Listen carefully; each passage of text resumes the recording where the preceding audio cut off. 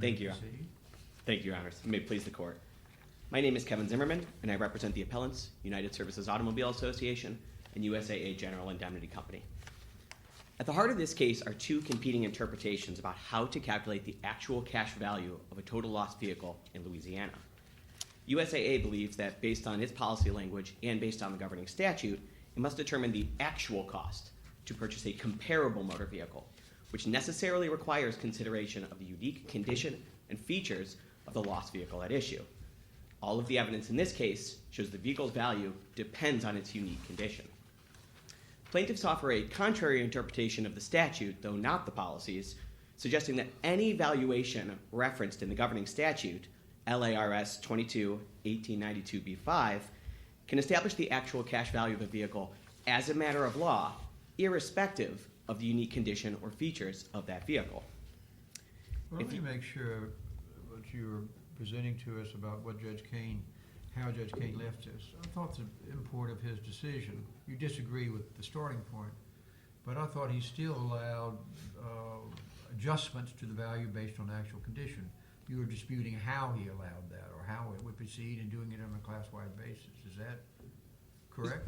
So I think importantly, Judge Kane's opinion did not actually reach a factual finding as to whether CCC's condition adjustments can be applied on top of NADA values.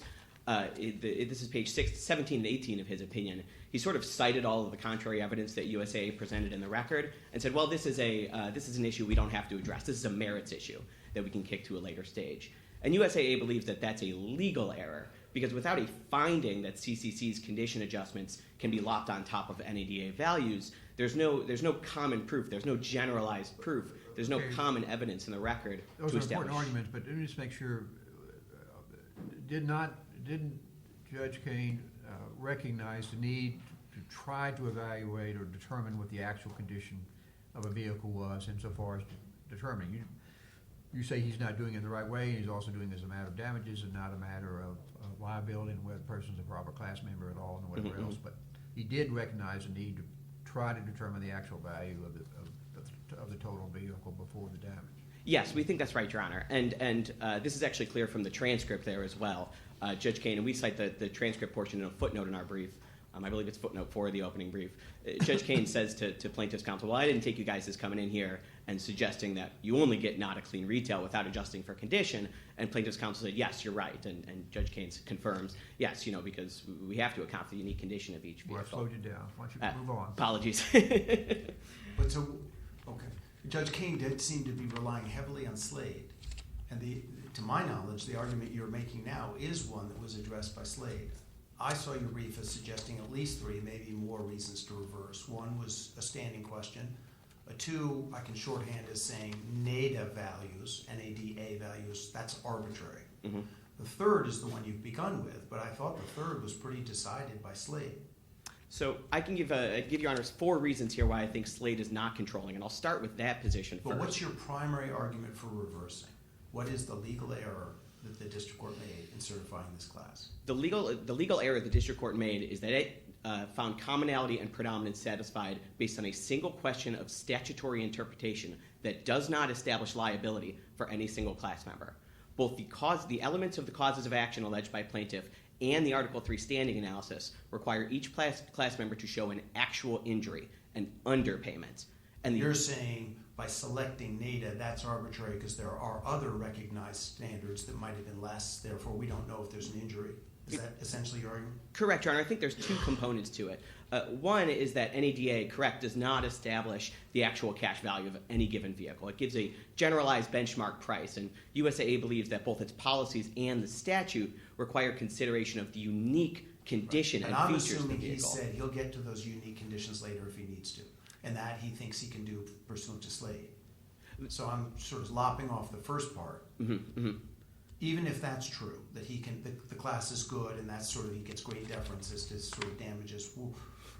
The legal error of selecting NADA alone. Yes, Your Honor, and I think this gets to the distinguishing, the difference between the record in this case and the record in Slade. Okay. What Slade said was based on the evidence presented in that case, the court said there was no principled reason why WCTL's condition adjustments, which a different product and, as I'll explain, different condition adjustments, couldn't be applied on top of NADA values. And in this case, the record contains testimony from CCC itself, testimony from an independent expert, and testimony from NADA itself saying, no, if you take CCC's lost vehicle condition adjustments and put it on top of NADA values, that's not going to produce accurate vehicle values. One of the reasons for this was discussed by the district court opinion in Prudhomme, which postulated Slade and had the sort of benefit of knowing what Slade held. And what the court said in Prudhomme was that the baseline of the condition adjustments in this case are different than the baseline of the condition adjustments of the WCTL product. The WCTL products... But in Prudhomme, this district court sort of dodged around Prudhomme, published or unpublished, by saying correct. The class can only be those people that weren't paid, according to CCC, they were paid less than any guidebook that... That's not what the district court did, Your Honor. The district court limited the class to individuals whose CCC base value was less than NADA base value. My question for you, given that, I agree with you, what guidebook would you concede is a legally acceptable one? We think the guidebooks values are a starting point, and that's what the guidebooks themselves say. That's what all of the evidence in this case says. Whether you're using NADA or KBB or Manheim market reports or an electronic database like CCC, like WCTL, you have to consider the unique condition and value of the lost vehicle at issue, because neither NADA nor KBB nor any other guidebook purports to give the unique value of a vehicle at issue. Okay, all right. Well, your argument is coherent throughout. It's resisting my premise, so my premise may be wrong. CCC seems to be internal to USAA, so therefore it's very hard for me to think that it qualifies as 1892, generally recognized. So then I'm really wondering, what's the limited orbit of generally recognized guidebooks? That's kind of a legal question that's Yes. out there, and there's a number of guidebooks that could fulfill the statute. And that's why even if plaintiff's theory is correct, Right. that any guidebook referenced in the statute establishes actual cash value as a matter of law, that doesn't solve the predominance issues here. And it doesn't solve the adequacy issues either. Because there's going to And be... it doesn't solve the standing issue either, right? And it does not solve the standing issue. And as Your Honor knows, standing was not addressed in Slade. Slade was decided before TransUnion, and the Supreme Court's opinion in TransUnion said two things. One, before we get to a judgment on the merits, every class member has to show standing, irrespective of the class action advice. TransUnion did adopt and reinforced AMCAN. So the way I read those two cases, the Supreme Court's still saying focused on the named plaintiffs.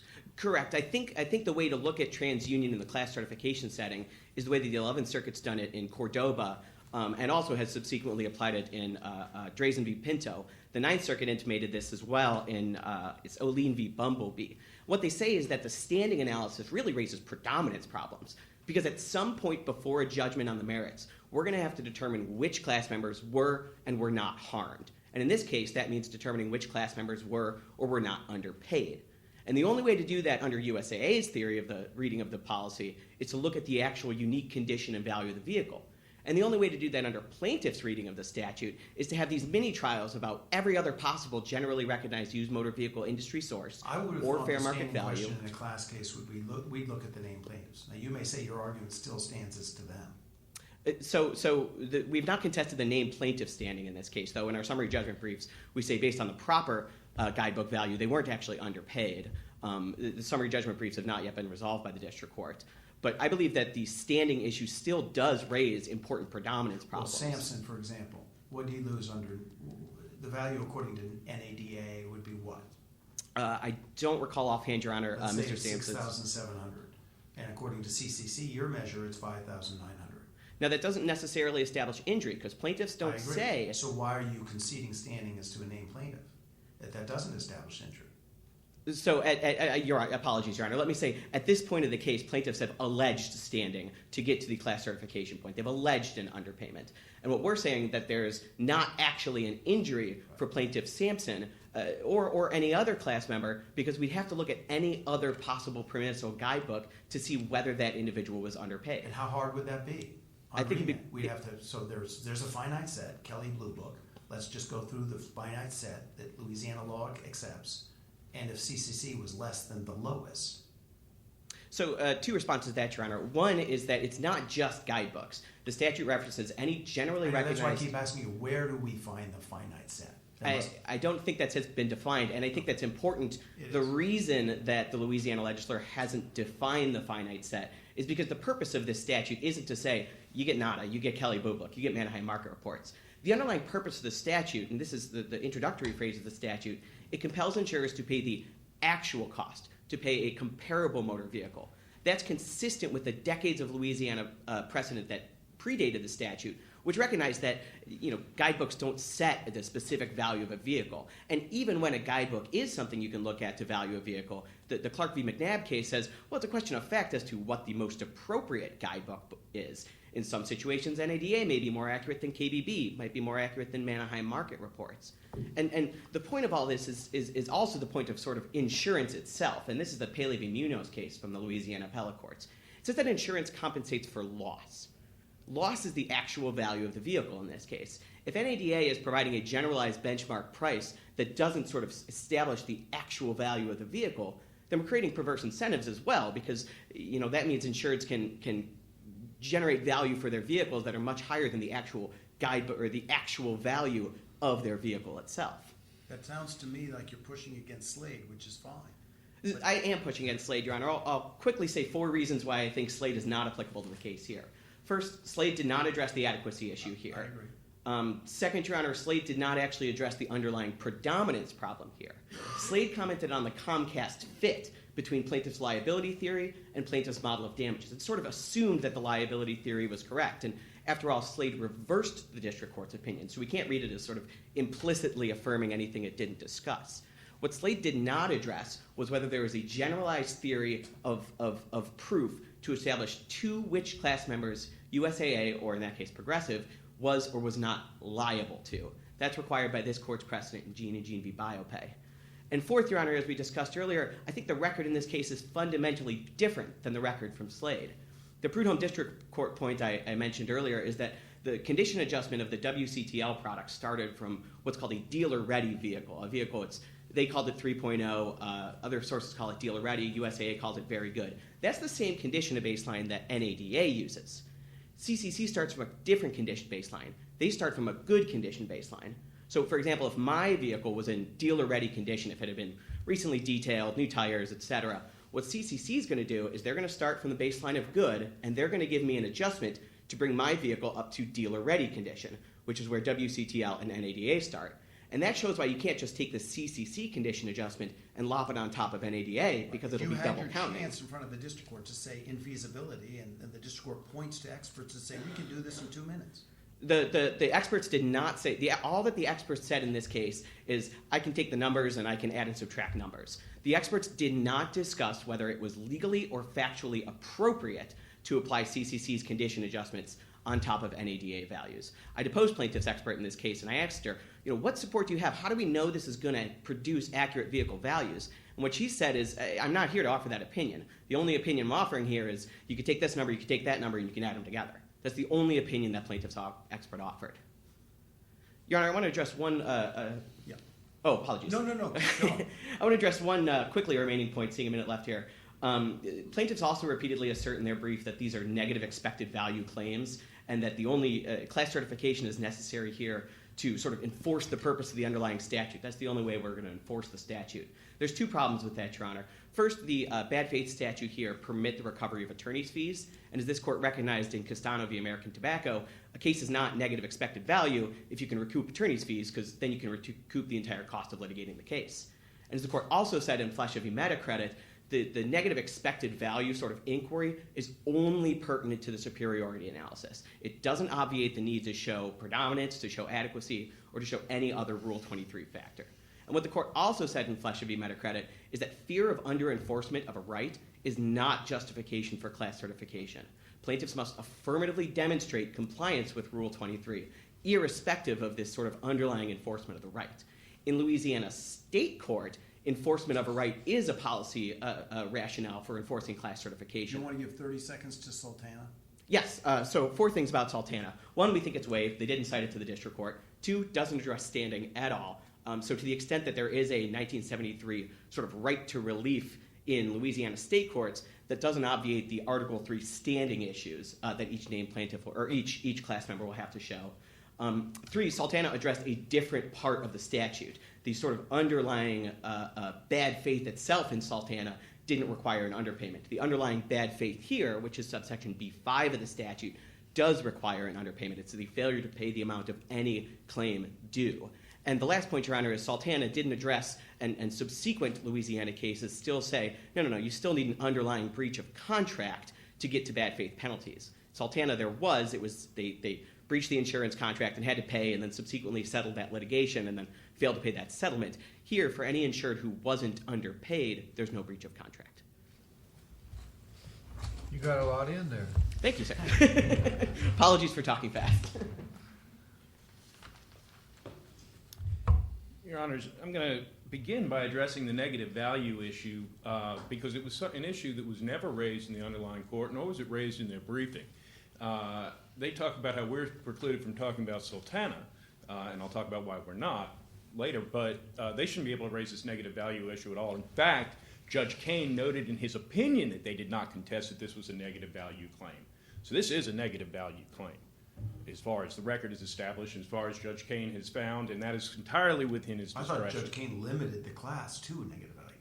Well, what Judge Kane did was Judge Kane limited the class to people whose NADA value, clean NADA retail, was less than the unadjusted CCC base value.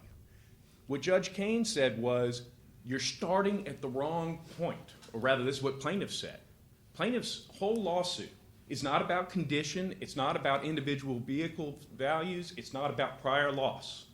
They talk about, plaintiffs are going to overcompensate it because what if somebody has a junker and they get NADA value? Well, they shouldn't be able to get that. That's not what this case is about. Louisiana law says that if you're going to use a guidebook to start, you got to start with a guidebook that is generally recognized. They're starting at the wrong value. But am I right that Louisiana law also says that NADA is not the required valuation? That is correct. There are multiple allowed valuations. Do you agree with the presumably. opposing counsel that there's nowhere will we find what the finite limit is? Do you agree with him on that point or not? Well, I think it's a question of fact. This ultimately got to be resolved by the trier of fact. Certainly, we're going to suggest NADA. We don't accept the proposition, by the way, that they make, that an insurer can go and pick and choose whichever is best for them. I know you were very strong in the brief about that, but it's not intuitive to me that an insurer in its contract wouldn't be able to rely on the least valued legal method. I don't think that would be, I think that would just be a violation of general concepts of good faith and fair dealing. But let's assume that they can. Yeah. Let's assume they can. They have the ability. This is a class action trial on a model. They have ability to attack the model. They have the ability to come and say, you know what? You're wrong. CCC for some of these folks would be less. And we know we know some of them, 9% got more than the Kelly Blue Book. Is that correct? Correct. So those people, why would they be appropriately in the class? Well, because they can allege at this point, and remember, standing is based on, assuming that we even have to have standing for absent class members. But standing is, as Judge Southwick noted under Lujan, it's decided based on the status of litigation at the time. Those people can certainly allege, and it has not yet been decided, that NADA or CCC is the appropriate vehicle for them. If there are some people for whom CCC and NADA is less than, KBB and NADA are less than CCC, well, those people, they don't have a problem at all. Okay. But, and I'm going to let you go into the argument because it's complex and I sometimes ask too many questions. But just as to the named plaintiffs, is there any way that we can be sure that Sampson himself wasn't given more than, say, Kelly Blue Book? well, there are two named plaintiffs. First of all, there's Sampson I know, and but Fagan. I'm just picking him out because the And, numbers stay fresh. I believe that I'm not sure that the record actually addresses, because I don't think that the defendants addressed it in the lower court. But wouldn't we However, have to confirm ourselves as to standing as to the named plaintiffs? Wouldn't we have to? well, again, he's got standing because at this point it hasn't been decided whether NADA or KBB are the appropriate But we benchmark know valuations. Louisiana law says that NADA isn't required. But NADA is one of the allowed. It is and one. we know that what they have done is Okay, wrong. keep Not going. to mention, getting back to, now we will go to Sultana.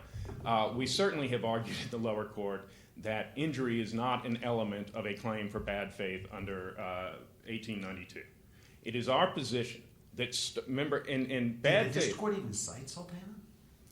It cited Oob, which is actually a later case than Sultana, and that may, frankly, be a mistake on my part in the briefing. I went to the seminal case, Sultana. Oob certainly followed Sultana. The lower court cited Oob, which also reinforces the Sultana. Did you cite Sultana below to the district court? I don't know if I did or not, but I'm the appellee, Your Honor. They raised this issue on appeal, and we cited Sultana in response to their assertion that there was no injury. In the lower argument, lower court, we certainly argued. Is it fair to say that you agree that as to your contract claim, there has to be injury? That's an element of liability. I don't, actually. You don't? If you Okay. look at the recent holding in Dennings versus Bond Pharmacy, which is a Fifth Circuit holding, the mere breach of contract is a violation, is an injury in fact, for standing purposes. And here, Louisiana law requires that the contract be modified, and this is cited in our papers. The contract has to be modified to include the requirements of 1892. So if they're violating 1892, they're in breach of their contract. And that in itself is an injury, according to the Fifth Circuit in Dennings versus Bond Pharmaceutical. Also, they're following a Supreme Court case that was handed down just before TransUnion. And I'm going to butcher the pronunciation. I think it's Uzabagian, but it's cited in the Dennings case. Standing, I don't think, is even gets to be an issue in these cases, because certainly all of these plaintiffs had the harm occasioned on them of starting at the wrong point. They started with an unlawful value.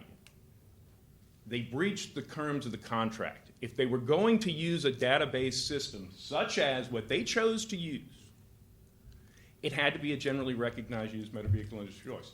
And we had some discussions about the purpose of the statute. Your Honors, the purpose of the statute is to keep insurance companies' thumbs off the scale.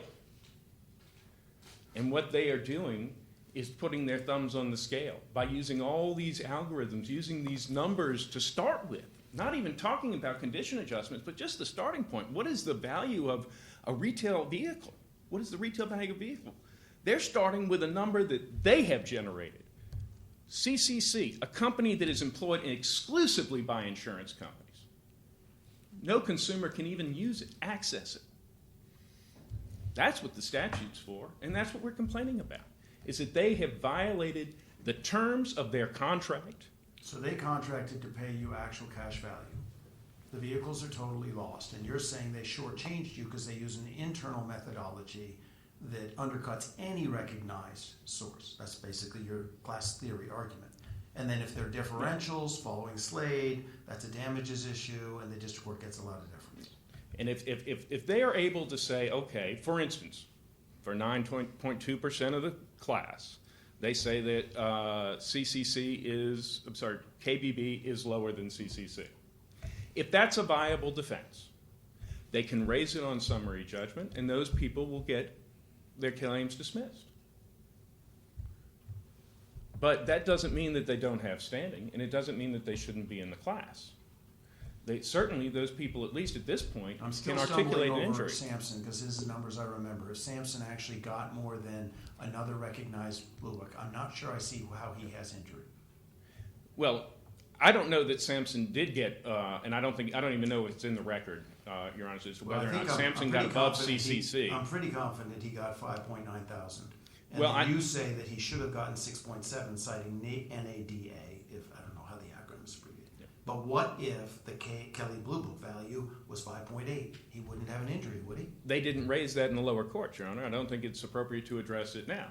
Okay, but why, if it's a standing issue, if there's no injury, it has to be raised in order to confirm that he's a proper litigant representing the rest of the class? Your Honor, the thing is, he does have standing, at least he can allege at this point. The only showing that's been made is NADA. It's certainly lower than NADA.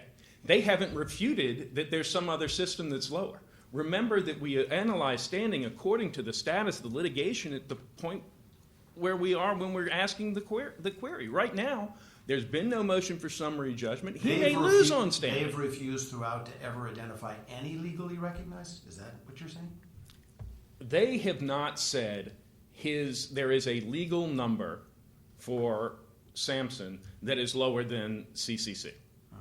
They haven't said that. They haven't put forth any evidence to that effect. We have shown that there is a legal number that is higher than CCC, and hence Mr. Sampson is injured. Now, if they come along later on summary judgment and show, well, actually, you're wrong, there is a legal lower level that's lower, then Mr. Sampson will lose on summary judgment because that's the appropriate stage to of an analyzing standing at that point. And we may lose our class rep.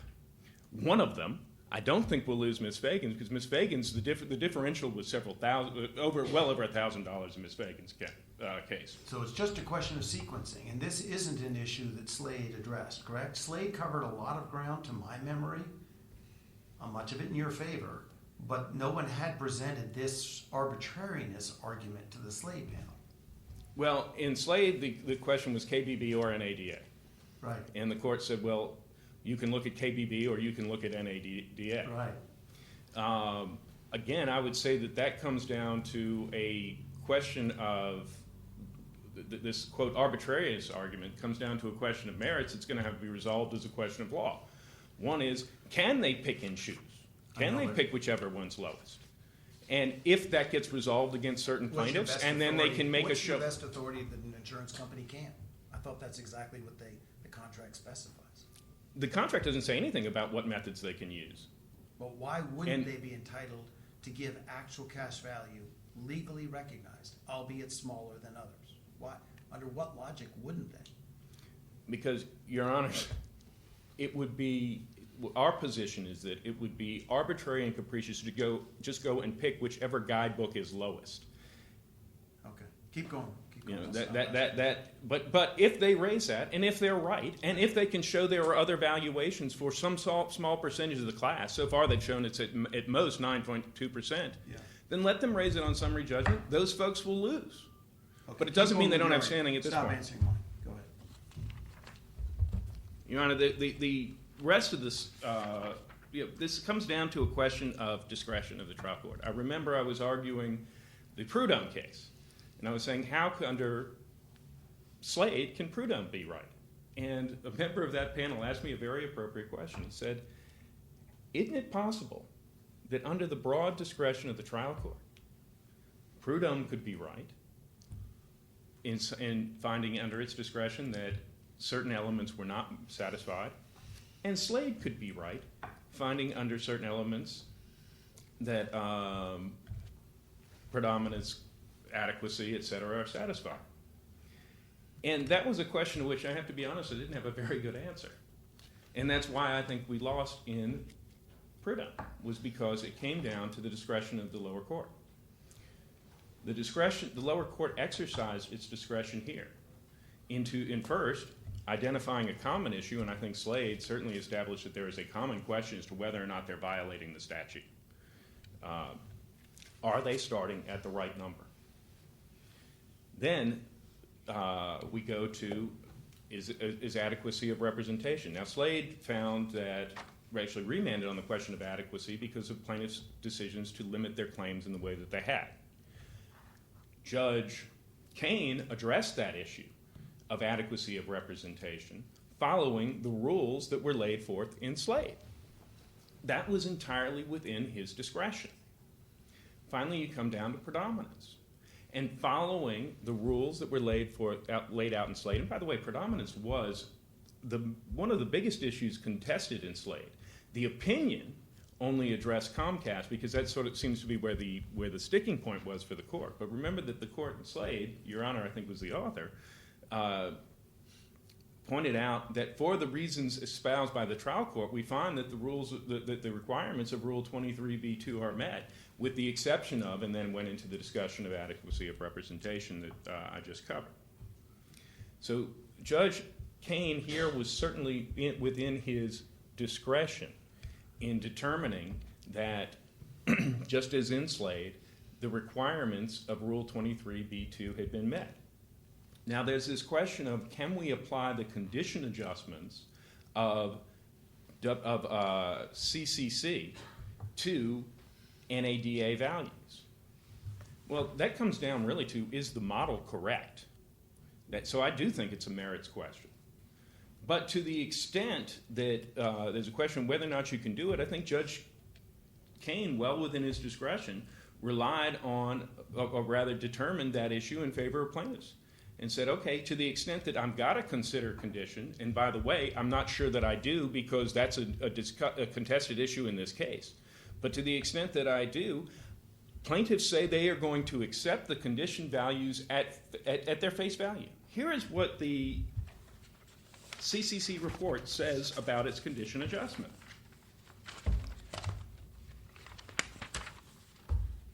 The CCC report says CCC makes dollar adjustments that reflect the impact that the reported condition has on the value of the loss condition compared to good condition.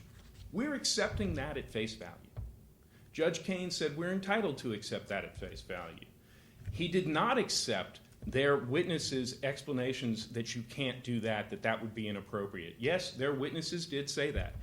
But if you read the full testimony, when they're asked, why did you say that? Why do you say that? Their response is basically because reasons. They don't have a very good explanation of why it is that we can't rely on what these guys have said is the difference between the lost vehicle condition and a regular vehicle on the road. And Judge Kane apparently accepted that and, in his broad discretion, affirmed certification. There were some issues raised in the briefs, Your Honor, that were not addressed in my opponent's argument. I can address them, but if you're not interested, I'm happy to sit down. If you're happy, I think we'll be happy. Okay, thank you, Your Honor.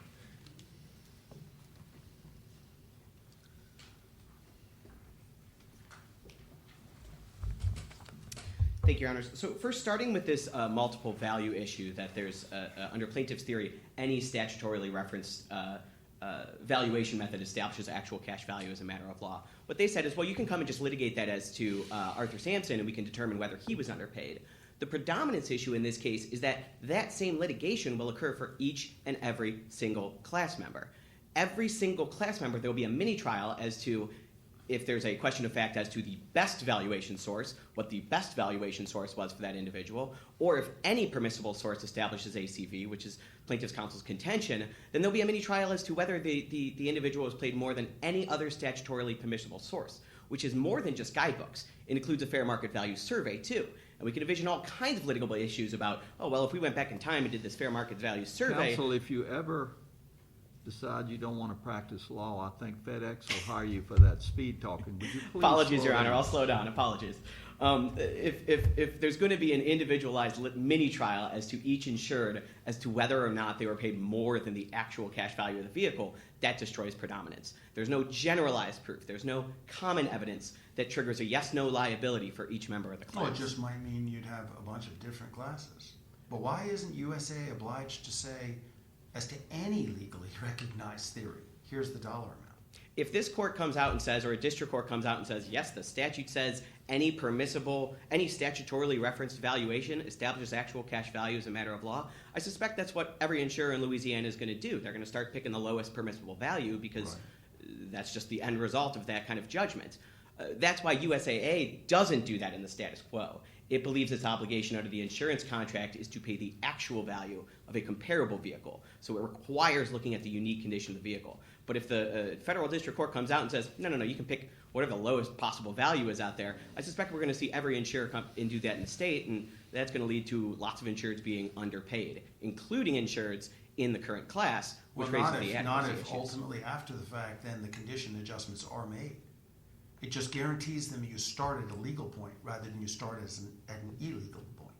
Well, it depends on how the district court would sort of frame that. If they say, no, you can pick a guidebook value irrespective of condition, because NADA, none of the guidebooks sort of address the unique condition of a vehicle. So if they say that value alone is sufficient, then it's going to be, well, let's race to the bottom here. But if they say that value alone is sufficient if you account for condition, well, then we're in the world of individualized inquiries as to determine the actual condition and value of each class member's vehicle. What's your response to, for instance, statement that Judge Kane has already decided that whatever difference there is between the computations in Slade and what CCC is like, he's already resolved that it is workable in this case, that